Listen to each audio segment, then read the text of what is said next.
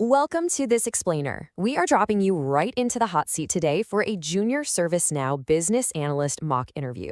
If you've ever prepped for a tech role that sits smack dab on the borderline between high-level business strategy and the actual nitty-gritty development, well, you already know how incredibly tricky these interviews can be. So today, we're walking through a highly realistic, high-pressure interview scenario to uncover exactly what separates your average candidate from a truly spectacular one. Picture this for a second. You are in the final round of interviews. The hiring manager leans forward across the table, looks you right in the eye, and throws this curveball. A stakeholder wants one thing, and the lead developer says it's impossible. What do? Now, most candidates absolutely freeze at this exact moment. They either fake some highly technical answer or mumble something super vague about, facilitating communication. But we're going to show you exactly how a strong candidate handles this. To do that, we'll break this explainer down into 5 key areas. First, the balancing act. Second, frame your career story. Third, the process approach. Fourth, crafting user stories. And finally, navigating tech and ambiguity. Let's dive in. Starting off with Section 1, the BA balancing act, bridging business and tech. Before the interview questions even begin, we really need to lock in the core philosophy of this role. Your primary job? It's all about translation. It's taking the business's big why and turning it into a functional what that a developer can actually build. You live entirely on the bridge between the business folks and the tech team. You don't write the code, and honestly, you probably don't control the budget either. But you are the essential link that turns abstract needs into actionable builds. Keep that definition in the back of your mind because it is literally your secret weapon for acing this interview. Moving right along to Section 2, frame your career story, the opening question. Every interview kicks off with a classic opener, right? Tell me about yourself. And believe it or not, this is where so many people instantly lose ground. The absolute weakest move you can make is just reciting your resume out loud. You know the drill. I worked here, then I moved over there. They already have that piece of paper right in front of them. Instead, check out the strong move. We'll follow a hypothetical candidate today named Alex. Alex makes his case by highlighting a natural instinct for untangling messy processes. He talks about how his curiosity on an IT service desk led him to spot process gaps, not just technical bugs. He totally frames his background around bridging those gaps, tying his past experience perfectly back to the core value of a BA before the technical questions even kick off. Okay, Section 3 is the process approach, ITSM in practice. Now, the interviewer tests practical application with a scenario. Let's say finance needs a new payment system failures incident category, routed to a specialized fintech team. The trap here is super tempting. The weak developer answer is immediately jumping to the build phase, saying you'd go in, create the category, and just set up an assignment rule. Boom, done. But Alex gives the BA answer. He starts way further back. He tells the interviewer his very first step wouldn't even be in ServiceNow. It would be asking, why? What's the actual pain point here? Are incidents getting lost? A great BA has to understand the context before creating any kind of solution. And this leads beautifully into Alex's action plan. Once he understands the why, he proposes a short requirements workshop with the finance and fintech stakeholders. For that meeting, he sets 3 strict goals. First, definition. What exactly qualifies as a payment system failure? Second, process. What happens next regarding priority levels and response targets? And third, information needs. Does the fintech team need extra fields on the form to even do their job? This proves to the hiring manager that Alex uses a repeatable, structured approach, putting the business outcome first.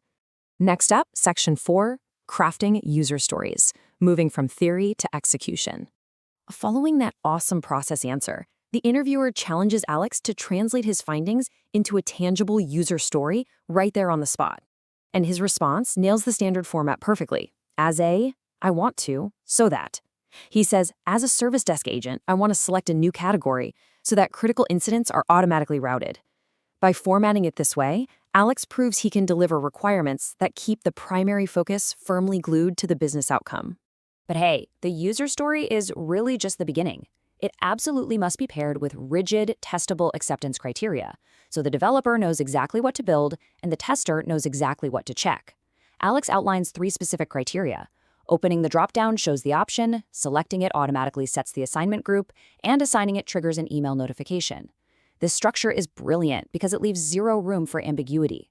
Everyone agrees on what done actually looks like. This brings us to Section 5, navigating tech and ambiguity, the detective work. So the interviewer throws a nasty technical curveball. Customer cases keep landing with the wrong teams, and you have absolutely no developer access to investigate the code. What do you do? Once again, we are staring at a trap. The weak move is throwing your hands up in the air and saying, I can't, I'm not a developer. But Alex doesn't pretend he needs to code. Instead, he leans heavily on his process and pattern-finding skills. The strong play here is investigating through analysis and data. Remember, you are a business analyst. He tackles it exactly like a detective. This chronological workflow shows exactly how a BA can diagnose a mismatch without ever touching the code. First, minute 1, you gather 3 to 5 specific examples of misrouted cases. By minute 15, you look for a data pattern. Did they come through the same channel, share a product line? At minute 30, you review the documented assignment rules to find the logical mismatch. Finally, minute 45, you document the fix as a user story. You hand a perfectly actionable fix to the devs, all without writing a single script. But the interview isn't quite over. For the final test, the interviewer throws a soft skills curveball.